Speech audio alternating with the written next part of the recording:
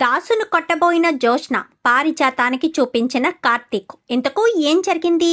అసలు దాసుని జోష్న కొట్టబోవడం ఏంటి? పారిజాతానికి కార్తీక్ ఆ విషయం చూపించడం ఏంటి అంటే, జోష్న దాసుని ఎక్కడ దాచిపెట్టిందో జోష్నే దాచిపెట్టిందన్న విషయం కార్తీక్ ఎలా తెలుసుకున్నాడు? ఇదంతా కూడా వీడియోలో చూసి తెలుసుకునేద్దాం. కార్తీక దీపం అప్కమింగ్ ఎపిసోడ్స్లో ఏం జరగబోతుందో ముందుగా తెలుసుకోవాలి అనుకుంటే వీడియోని లైక్ చేసి ఛానల్ని సబ్స్క్రైబ్ చేసుకోండి.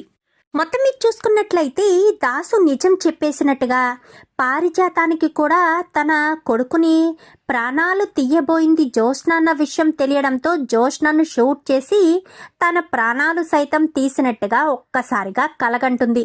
ఏంటి జరగబోయేది ఏంటో తెలుసుకున్నావా, కలగన్నావా? ఇప్పుడు మాత్రం ఖచ్చితంగా జరగబోయేది అదే. నువ్వు వచ్చినా సరే ఇక్కడే ఉండిపోయినా సరే నేను మాత్రం వెళ్తున్నాను అంటూ వెంటనే దాసి లోపలికి వెళ్ళబోయేసరికి నాన్న అంటూ వెనక్కి పిలిచి మత్తు స్ప్రే చేసేసరికి స్పృహ తప్పి పడిపోవడంతో ఇద్దరు రౌడీలని ఆల్రెడీ సెట్ చేసుకునే ఉంటుంది. ఎందుకంటే కాశీతో మాట్లాడేటప్పుడే చూసింది కదా, ఖచ్చితంగా ఇంటికి వస్తాడని గెస్ చేసి మొత్తం అన్ని పకడ్బందీగా ప్లాన్ చేసి మరీ పెట్టుకుని ఇంకా మత్తులోకి జారాక దాసుని అక్కడి నుంచి తప్పించేద్దామని పకడ్బందీగా ప్లాన్ చేస్తుంది. ఈలోపు కార్తీక్ హడావిడిగా వస్తాడు. దాసు మాత్రం కార్తీక్కి కనిపించకపోవడంతో అక్కడి నుంచి వెళ్ళిపోతాడు కార్తీక్. కానీ దాసుని అక్కడి నుంచి తీసుకుని వెళ్ళిపోయి ఒక చోట బంధించేస్తారు. ఎందుకు నాన్న నీకు ఈ పాటలు? చక్కగా నీ పని నువ్వు చేసుకుంటే నా పని నేను చేసుకుంటాను కదా. నీ కూతుర్ని ఎప్పటికీ నువ్వు కోటీశ్వరరాలిగా చెయ్యలేవు. మరి గ్రాని చేసింది కదా, నువ్వు చూసి వదిలేయచ్చు కదా. నీ కూతురు బంగారు కోటలో ఉందని సంతోషపడచ్చు కదా. నా తమ్ముడినేమీ వదిలేయనులే. ఇప్పుడు వరకు స్వార్థంగానే ఆలోచించాను, కానీ నా తమ్ముడు తన ఫ్యామిలీ కోసం నా కోసం తన ఫ్యామిలీని సైతం వదిలేసుకున్నాడు అన్న విషయం తెలిసాక వాడి పట్ల స్వార్థంగా ఉండకూడదని అర్థమైంది. అందుకే వాడి విషయంలో నేను స్వార్థంగా ఉండను. సరేనా? నువ్వు తమ్ముడు గురించి ఏమీ ఆలోచించొద్దు నాన్న. నేను తమ్ముడిని బాగానే చూసుకుంటాను, నిన్ను కూడా బాగా చూసుకుంటాను. కానీ నిజాన్ని మాత్రం బయట పెట్టొద్దు. నేను నీ రక్తం పంచుకు పుట్టిన కూతుర్ని నాన్న. బయట వాళ్ళ గురించి నువ్వెందుకు ఆలోచిస్తున్నావు? వాళ్ళు ఎలా పోతే మనకెందుకు? మన భవిష్యత్తు మాత్రమే మనం చూసుకోవాలి అనగానే అలా చూసుకునే కదా నువ్వు మీ గ్రాని ఎంత మోసం చేశారు. ఇప్పుడు ఎవరి స్వార్థం వాళ్ళు చూసుకోవాలి అని చెప్తున్నావా? ఎట్టి పరిస్థితుల్లో నిజాన్ని నేను చెప్పేస్తాను అని చెప్పనేసరికి, అలా చెప్పేయడానికి నువ్వు ఇక్కడి నుంచి వెళ్ళాలి కదా నాన్న. నువ్వు ఎప్పటికీ ఇక్కడి నుంచి కదలలేవు అనగానే నీకు అర్థం కావట్లేదు జోష్న. నువ్వు గనక నిజం చెప్పకపోతే, దీప ఇంటి వారసురాలన్న విషయం తెలియకపోతే మరి సుమిత్ర వదిని ఎవరు కాపాడతారు? పోతే పోతుంది, పోతే ఏమవుతుంది? నేను తన కూతుర్ని కాదన్న విషయం బయట పడనిస్తానా? బయట పడకుండా ఎలా మేనేజ్ చేయాలో నాకు బాగా తెలుసు. డాక్టర్ని సైతం కొనేస్తాను. ఆపరేషన్ ఫెయిల్ అయ్యే చనిపోయిందని చెప్తాను. లేదంటే తనే చనిపోయేటట్టుగా ముందే ఆపరేషన్ చేయకుండానే నేను చేయాల్సిన ప్లాన్లు చేస్తాను. నిన్నిక్కడికి తీసుకురాలేదా? అలాగే ఏదొకటి చేస్తానులే నాన్న, నువ్వేం టెన్షన్ పడకు. నీ కూతురు అక్కడ గొప్ప స్థాయిలో ఉంటుంది. నేను ఆ ఇంటి వారసురాలను కాదు అన్న విషయం ఎప్పటికీ బయటికి రాకుండా చేసే బాధ్యత నాది అంటూ ఇంకా జోష్న మాట్లాడేసరికి, నీ పతనం మొదలైంది జోష్న. ఖచ్చితంగా నువ్వు బయట పడతావు, కార్తీక్ బయట పెడతాడు అని చెప్పనగానే కార్తీక్ బావకు తెలియదు కదా, తెలియకపోయినా తెలుసుకుంటాడు. ఖచ్చితంగా ఇప్పుడు బ్లడ్ టెస్ట్ చేసి రిపోర్ట్లు బయటికి వస్తే అప్పుడు బయట పడుతుంది. వదిన జబ్బు గురించి బయటకి వచ్చింది కదా, వదిన జబ్బు విషయం వదినకు తెలుస్తుంది. హాస్పిటల్కి తీసుకువెళ్తారు, వదినను బాగు చేసుకుంటారు. నువ్వు మాత్రం ఖచ్చితంగా బయట పడాల్సిందే. నువ్వు చేసిన తప్పుకి, మీ గ్రాని చేసిన తప్పుకి శిక్ష పడుతుంది అని చెప్పి దాస్ చెప్పేసరికి నువ్వు ఇలాగే ఊహాలోకంలో ఉండు. మళ్ళీ ఒక మంచి గుడ్ న్యూస్తో నేను వస్తాను అని చెప్పి అక్కడి నుంచి జోష్న వెళ్ళిపోతుంది. వెళ్తూ రౌడీలకి జాగ్రత్తలు చెప్పి అక్కడి నుంచి వెళ్తుంది జోష్న. వెళ్ళేసరికి ఇంకా కార్తీక్ ఉదయం ఇంటికి వస్తాడే గాని ఆలోచనలో పడతాడు. మావయ్య ఫోన్ చేశాడు. ఫోన్ చేస్తే ఇక్కడికే వస్తున్నాను అని చెప్పాడు. మరి ఎక్కడికి వెళ్ళాడు? ఫోన్ కూడా రింగ్ అవుతుంది. మరి ఎందుకు మావయ్య ఫోన్ లిఫ్ట్ చేయడం లేదు? ఫోన్ ఎందుకు లిఫ్ట్ చేయకుండా ఎక్కడికి వెళ్ళుంటాడు? ఇంటికి కూడా రాలేదని స్వప్న చెప్పింది. మరి అక్కడికా వెళ్ళక ఎక్కడికి వెళ్ళక మరి ఎక్కడికి వెళ్ళినట్టు మామయ్య అని ఆలోచనలో పడతాడు కార్తీక్. అయితే ఈలోపు సుమిత్ర పైనుంచి మెట్లు దిగుతూ దిగుతూ కళ్ళు తిరిగి పడబోయేసరికి దీప పట్టుకుంటుంది. అసలు నువ్వెందుకు దిగుతున్నావు సుమిత్ర అని చెప్పాను కానీ దగ్గొచ్చిందండి, దగ్గొచ్చింది, అందుకే ఉండలేక అని చెప్పనేసరికి అత్త నువ్వు లోపలికి వెళ్ళు అని చెప్పాను కానీ వెళ్ళకపోతే ఏమవుతుందిరా, వెళ్ళకపోతే నాకేం కాదులే అని చెప్పాను కానీ లేదత్త నీకు హెల్త్ బాగోలేదు నువ్వు వెళ్ళు అనేసరికి నాకిప్పుడు అనుమానం కలుగుతుందిరా. మీరంతా కలిసి ఏదో దాస్తున్నారు, ఏదో విషయం నా దగ్గర దాచిపెడుతున్నారు. మీరు ఇప్పుడు నిజం చెప్తారా చెప్పరా అని ఇంక అందరి వంకు చూస్తుంది కానీ ఎవరూ చెప్పేటట్టు కనిపించట్లేదు. జోష్న మాత్రం ఇలాంటివన్నీ బాగా చెప్తుందని సుమిత్రకు తెలుసు కదా. సుమిత్ర జోష్న దగ్గరికి వెళ్ళి చెయ్యి తీసుకుని నా తల మీద ఒట్టు వేయించుకుని నువ్వు నా కూతురు అయితే నా మీద ఒట్టు వేసి చెప్పు అంటూ చెప్పేసేసరికి నీకు హెల్త్ ఇష్యూ ఉంది అని చెప్పి తన ప్రాబ్లం గురించి చెప్తుంది. చెప్పేసేసరికి ఒక్కసారిగా షాక్ అయిపోతుంది సుమిత్ర. నాకు నాకు నాకు ఆ జబ్బ నేను బ్రతకనా అంటూ తెగ కంగారు పడిపోతూ టెన్షన్ పడుతుంది. అత్త నీకేం కాదు, బోన్ మ్యారో ఆపరేషన్ చేస్తే నువ్వు ఖచ్చితంగా 100% బ్రతుకుతావు. నీ కన్న కూతురే నిన్ను బ్రతికిస్తుంది. నువ్వు నీ కూతురికి జన్మనిచ్చావు కదా, నీ కూతురు నీకు పునర్జన్మిస్తుంది, ఖచ్చితంగా నిన్ను బ్రతికిస్తుంది అత్త. నువ్వు ఆ నమ్మకంతోటే హాస్పిటల్లో అడుగుపెట్టు. నీ కూతురు మీద నీకు నమ్మకం లేదా? నీ పెంపకం మీద నీకు నమ్మకం లేదా? నీ రక్తం మీద నీకు నమ్మకం లేదా అని చెప్పనేసరికి నిజంగా నాకేం కాదు కదరా కార్తీక్ అనగానే నిజంగా నీకేం కాదత్తా, నాది గ్యారంటీ, ఏం కాదు అని నేను చెప్తున్నాను కదా. నువ్వెందుకు అంతలా టెన్షన్ పడుతున్నావో నాకు అర్థం కావట్లేదు. ఖచ్చితంగా ఇంకా నీకు ఎలాంటి ఇబ్బంది లేదు.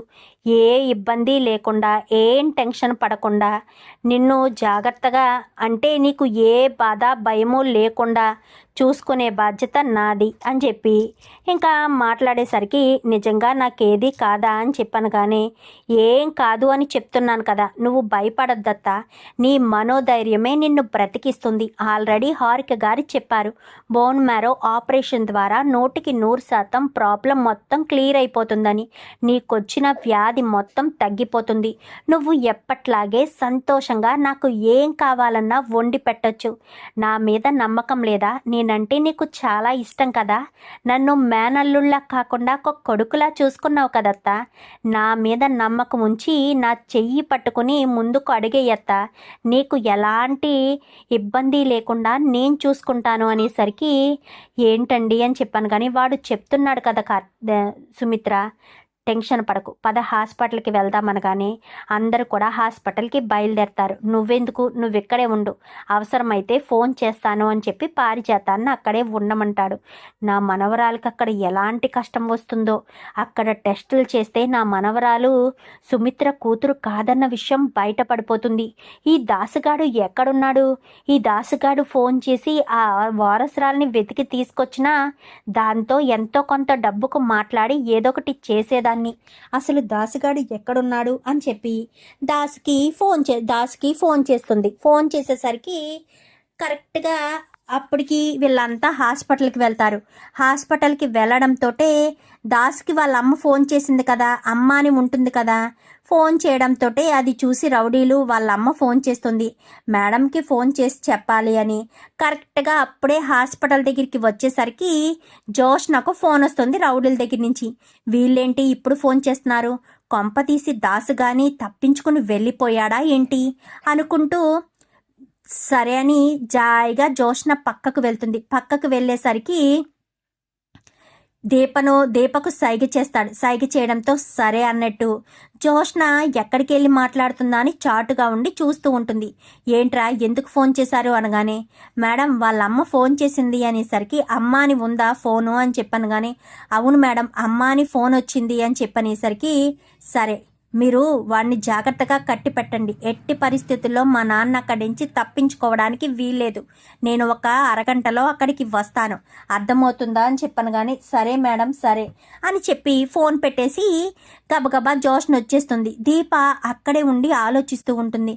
కార్తీక్ లోపలికి వెళ్ళిన తర్వాత సైడ్గా పక్కకు వచ్చి, ఏంటి ఎవరితో మాట్లాడింది అనగానే, నాన్న అని చెప్పి మాట్లాడింది బావా, అమ్మ దగ్గర నుంచి ఫోన్ వచ్చింది అని చెప్పింది. అంటే నాకు దాసు మామయ్యని దాసు బాబాయిని జోష్నే దాచిపెట్టిందని అనిపిస్తుంది అనగానే, అమ్మ అని ఫోన్ వచ్చిందంటే అమ్మ అని ఎవరు అంటారు? పారుకి కదా ఫోన్ చేస్తారు.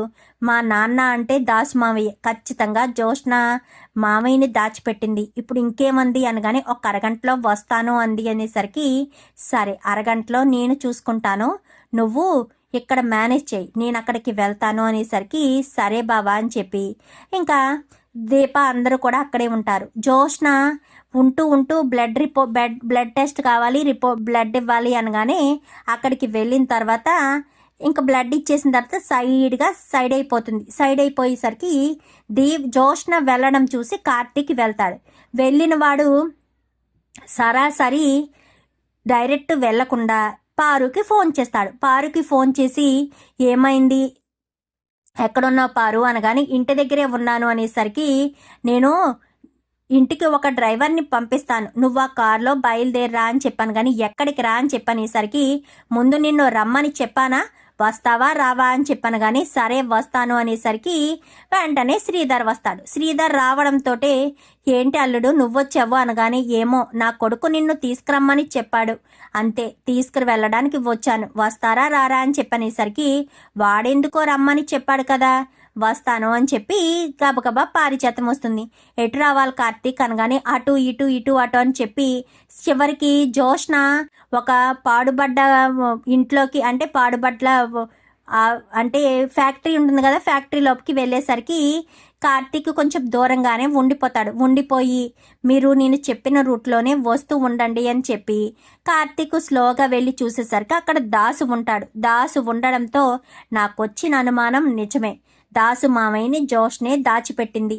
ఇప్పుడు ఖచ్చితంగా ఇక్కడ మాట్లాడిన దాన్ని బట్టి ఇప్పుడు పారిజాతానికి నేను నిజం చెప్పాలి. జోష్ నన్ను అడ్డుకోవాలి అంటే పారిజాతమే కరెక్ట్ సమాధానం అని చెప్పి కార్తీక్ గబగబా రోడ్డుకి వెళ్తాడు. వెళ్ళేసరికి, నాన్న మీరు వెళ్ళండి అనేసరికి, ఎక్కడికి రా కార్తీక్ అనగానే, మీరు వెళ్ళండి పారుని నేను చూసుకుంటాను అనేసరికి, ఎక్కడికి రా ఇక్కడికి తీసుకొచ్చావని కానీ, ముందా ఫోన్ సైలెంట్లో పెట్టు అని చెప్పనేసరికి, సరే అని చెప్పాను. కానీ సైలెంట్గా నా అడుగుల్లో అడుగులు వేసుకుంటూ రా, అస్సలు మాట్లాడొద్దు, అర్థమవుతుందా అని చెప్పి ఇంకా అక్కడికి తీసుకొచ్చేసరికి కిటికీ ఉండేసరికి, ఇక్కడే నుంచుని చూడు నీకే తెలుస్తుంది అనగానే, దాసుని కుర్చీకి కట్టేసుంటారు. అదేంట్రా నా కొడుకుని కట్టేసింది, ఎవరు కట్టేశారు అనగాని, నీ ఎదురుగుండా నీ మనవరాలు కనబడట్లేదా ఏంటి, కొంచెం జరిగి చూడు కనిపిస్తుంది అని కార్తీక్ అనేసరికి, జరిగి చూసేసరికి ఇక్కడ జోష్న కనబడడంతో దాసు అటు ఇటు చూస్తూ వీళ్ళని చూడడంతో జోష్నను కట్టడి చెయ్యాలి అంటే పారిజాతమే సరైనది అని దాసుకు కూడా అర్థమవుతుంది కదా. అందుకని, ఏంటి నా ప్రాణాలు తీద్దామనుకుంటున్నావా అని చెప్పనగానే, ఎందుకు ఆ పదే ప్రాణాలు తీయాలి అని అనుకుంటావు, ఒక్కసారి నీ ప్రాణాలు తీయడానికి ప్రయత్నించాను, కానీ మా నాన్న నిన్ను కాపాడాడు కదా అని చెప్పనేసరికి, అవును ఆ రోజు దసరా అన్నయ్య గనక నన్ను కాపాడకపోయి ఉంటే నువ్వు నా ప్రాణాలు తీసేసేదానివి కదా, ఇప్పుడు ఇక్కడికి తీసుకొచ్చి బంధించినంత మాత్రాన ఏం ఉపయోగం ఉంది, అక్కడ సుమిత్ర వదిన ప్రాణాలు పోతాయి, నువ్వు ఆ ఇంటి వారసురాలు కాదని, దీపే ఆ ఇంటి అసలైన వారసురాలు అన్న విషయం చెప్పి సుమిత్ర వదిన ప్రాణాలు కాపాడుకోవాలి అనగానే, ఎవరి ప్రాణాలు ఎవరు కాపాడుకోవాలి, మా అమ్మ ప్రాణాలు కాపాడవలసిన అవసరం నాకు లేదు, పోతుంది అనగానే, నీకు అసలు ఎవరి మీదైనా ప్రేమ ఉందా, ప్రేమ నాకెందుకుంటుంది, వాళ్ళేమన్నా నా కన్న తల్లిదండ్రులా అని చెప్పనేసరికి, వాళ్ళు నీ కన్న తల్లిదండ్రులు కాకపోవచ్చు జోష్న, కానీ తను నిన్ను పెంచిన తల్లే కదా, 25 సంవత్సరాలు నిన్ను కన్న బిడ్డలా చూసుకుని పెంచింది. మరి ఆ ప్రేమ నీకు కొంచెం కూడా లేదా అనగానే, లేదు, వాళ్ళు ఎప్పుడైతే నా కన్న తల్లిదండ్రులు కాదు అని నాకు తెలిసిందో అప్పుడే వాళ్ళ మీద నాకు ఇష్టం పోయింది. వాళ్ళంటే నాకు కొంచెం కూడా ప్రేమ లేదు. చెప్పనా, నీకొక విషయం చెప్పనా, షాకింగ్ న్యూస్ చెప్పనా, ఆఖరికి గ్రాని అన్న నాకు అస్సలు ప్రేమ లేదు. నాకు ఎంతసేపు డబ్బు ఆస్తి ఉంటే చాలు, అన్నీ నా దగ్గరికి వస్తాయి.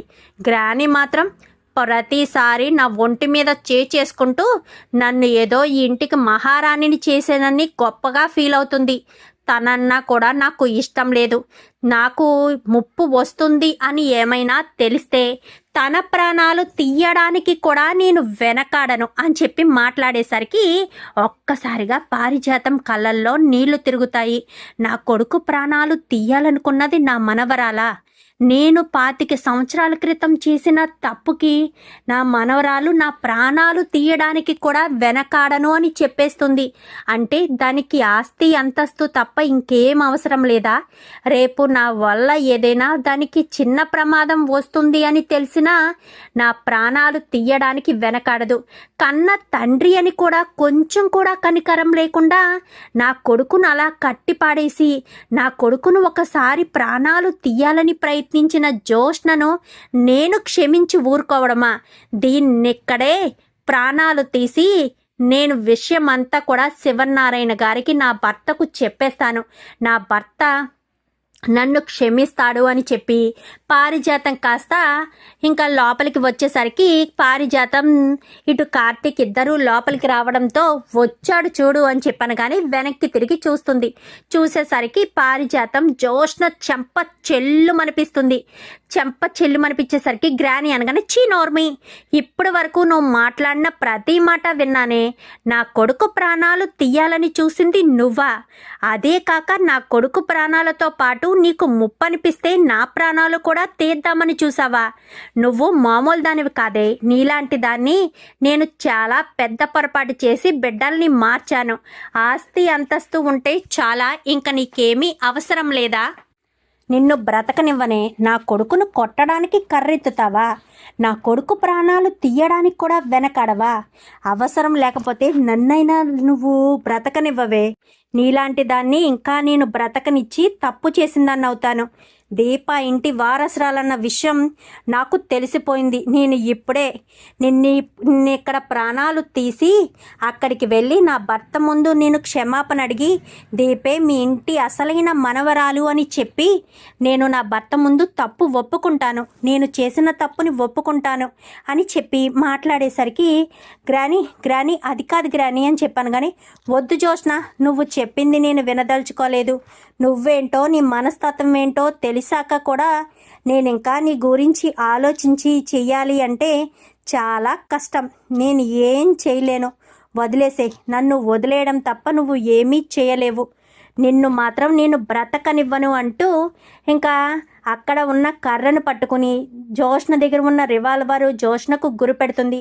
వద్దు గ్రాని వద్దు అనేసరికి, చిచి, నీకు రివాల్వర్ అవసరం లేదు, ఏమీ అవసరం లేదే.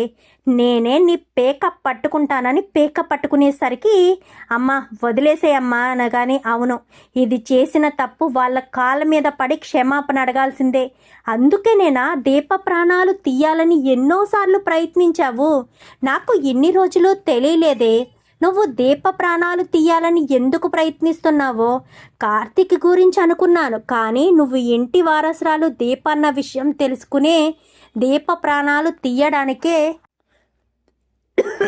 ఇన్ని ప్రయత్నాలు చేస్తావని అస్సలు అనుకోలేదు. నిన్ను మాత్రం వదిలిపెట్టనే. కార్తీక్ దాన్ని తీసుకురారా అనేసరికి ఇంకా అక్కడ ఉన్న రౌడీలని చితక్కొట్టి జోష్నను కాస్త 2 చేతులు కట్టేసి తీసుకొచ్చేసరికి ఈలోపు శ్రీధర్కి ఫోన్ చేయడంతో శ్రీధర్ వస్తాడు. శ్రీధర్ రావడంతో ఇంకా అందరూ కూడా కారులో ఎక్కించుకుని వెళ్తారు. ఏంట్రా కార్తీక్, జోష్నను కట్టేశారేంటి అనగానే, జోష్న నా కూతురు బావా అని చెప్పనేసరికి, ఏంటి బావా ఏం మాట్లాడుతున్నావు అని చెప్పాను. కానీ అవును బావా, జోష్న నా కూతురు, మా అమ్మ పారిజాతమే బిడ్డల్ని మార్చేసింది అనగానే, అవునల్లుడు, నేనే తప్పు చేశాను. నేను చేసిన తప్పుని మీ మామయ్య గారి కాళ్ళ మీద పడి క్షమాపణ అడిగి సుమిత్రను కాపాడుకోవాలి అనగానే, మరి సుమిత్రను కాపాడాలి అంటే సొంత కూతురు అయ్యి ఉండాలంటే చెప్పారు కదా కార్తీక్, మరి ఎలాగా అని చెప్పాను. కానీ నువ్వెందుకు నాన్న అంత టెన్షన్ పడతావు అని చెప్పాను. కానీ మరి సుమిత్రకు బోన్ మ్యారో ఆపరేషన్ చెయ్యాలి అంటే కన్న బిడ్డ ఉండాలి అని చెప్పారు కదా. జోష్న కన్నబిడ్డ కాకపోతే మరి సుమిత్ర కన్నబిడ్డ ఎవరు కార్తీక్ అని చెప్పనేసరికి, నువ్వెవరనుకుంటున్నావు అనగానే, నాకెలా తెలుస్తుందిరా అని చెప్పాను. కానీ ఎవరో కాదల్లుడు, దీపే నీ అసలైన మేనకోడలు అని చెప్పాను. కానీ ఏంటత్తయ్య ఏం మాట్లాడుతున్నారు, దీప నా మేనకోడల అంటే సుమిత్ర దశరథుల బావ కూతురు దీపన అని చెప్పి ఇంకా శ్రీధర్ షాక్ అయిపోతాడు. అవునన్న, దీపే నా అసలైన మరదలు, అందుకే దీపను పెళ్లి చేసుకున్నాను. ఆ విషయం నాకు పెళ్ళయిన తర్వాతే తెలిసింది. ఈ నిజం నేను ఎప్పుడో తెలుసుకున్నాను. దీపం మీద అటాక్ జోష్న చేసినప్పుడే నేను అసలు నిజం తెలుసుకున్నాను. అప్పటి నుంచి జోష్న దొరుకుతుంది అని చూశాను.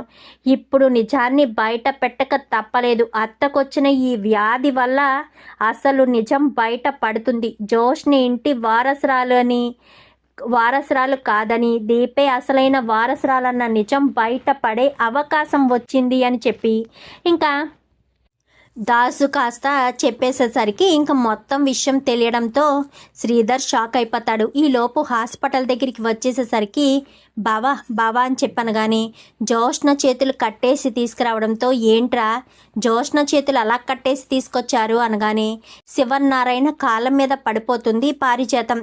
ఏం జరిగింది పారిజాతం, నువ్వెందుకు నా కాళ్ళ మీద పడుతున్నావు అనగానే, నేను చెప్తాను అని చెప్పి దాసు మొత్తం విషయం అంతా కూడా చెప్పుకొస్తాడు.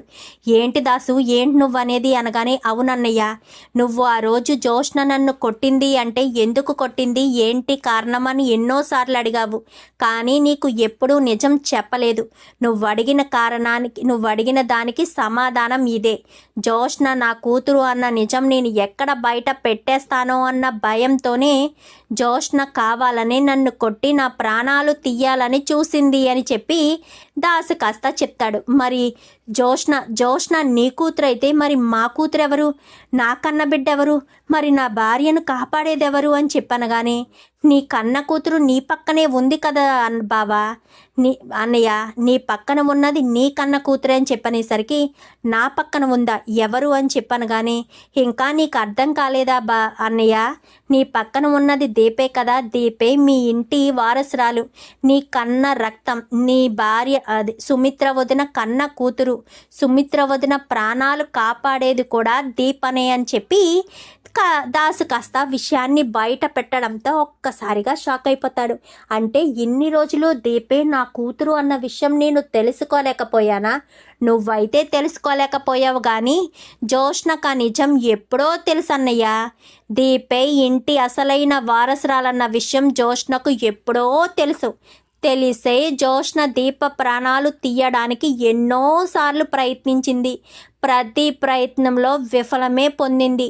చివరికి కార్తీక్ని పెళ్లి చేసుకోవాలని ప్రయత్నించినా కానీ కార్తీక్ దీప మెడలో తాళి కట్టాడు. నువ్వు కాంచన చెల్లికి మాటిచ్చావు కదా, నా కూతుర్ని నీ ఇంటి కోడల్ని చేస్తానని, మీరు తీసుకున్న మాటను కార్తీక్ నిలబెట్టాడు అని చెప్పనేసరికి, అమ్మ దీప అని చెప్పి అంటూ ఉండగానే ఈలోపు డాక్టర్ బయటకు వస్తారు. శివనారాయణ గారు, జోష్నకు సుమిత్ర గారికి అస్సలు మ్యాచ్ కావడం లేదండి, జోష్న సుమిత్ర గారి కన్న కూతురు కాదా అంటూ మాట్లాడేసరికి, అది అని చెప్పనగానే, కాదు అని చెప్పేసరికి, నేనిస్తాను అనగానే, నువ్వేంటి దీప అని చెప్పనగానే, దీపే మా కన్న కూతురు దశరథ్ చెప్పడంతో, దీప మీ కన్న కూతురా అని చెప్పాను. కానీ అవును, దీపే మా కన్న కూతురు అని చెప్పనేసరికి సరే అని ఇంకా దీపని తీసుకెళ్ళి టెస్ట్లన్నీ చేసేసరికి దీప 100% మ్యాచ్ అయిందనగానే, ఎప్పుడు ఆపరేషన్ చేస్తారు, మరి తను కడుపుతో ఉంది,